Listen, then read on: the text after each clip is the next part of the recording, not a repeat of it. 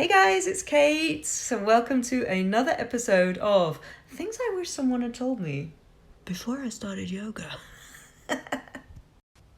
Now, the practice of yoga is one that I would recommend to pretty much everyone on the planet, okay? It is a beautiful practice. It connects you back to yourself, back to your body, back to your breath, back to source, back to the universe, back to nature, back to other people. It just brings you into this whole beautiful state of connection. And there are many different ways that you can practice this connection. So there is volunteering at a charitable organization that aligns with you. There's reading a spiritual book that connects you back to source or spirit or something like that. There's the physical practice of yoga.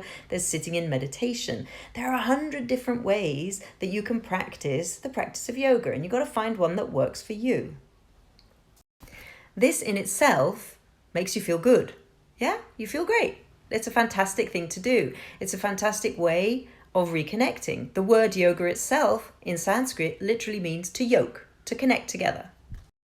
So if you have some kind of, like me, CPTSD or trauma from your past, or, if you are kind of depressed, anxious, if you have some mental illness that you need help with, yoga can be fantastic as an adjunctive treatment, together with medication, perhaps therapy, perhaps physical ailments. You're going to need to maybe have an operation.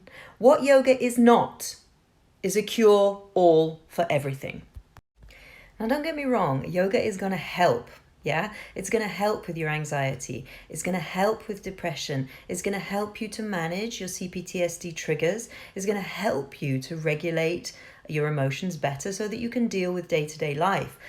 But if somebody is telling you that yoga is going to cure all of your problems, it's going to magically make your depression or your anxiety or your PTSD disappear, this is what's called spiritual bypassing. And this is dangerous. It's pretty unethical to do that to people, and it's just a shit way of talking to a survivor of abuse.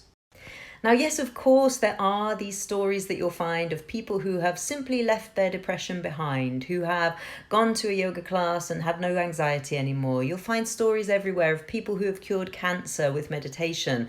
That's amazing. Yeah, that's fantastic. But I got to be real with you. The majority of us, that ain't going to work for us. We're going to need a whole bunch of other things. Now, you got to find your way. You got to find the right teacher. You got to find the right way of practicing that fits with your body and the right method that aligns with your way of thinking. And you got to enjoy the journey as you go, and don't just think that one size fits all in a healing process.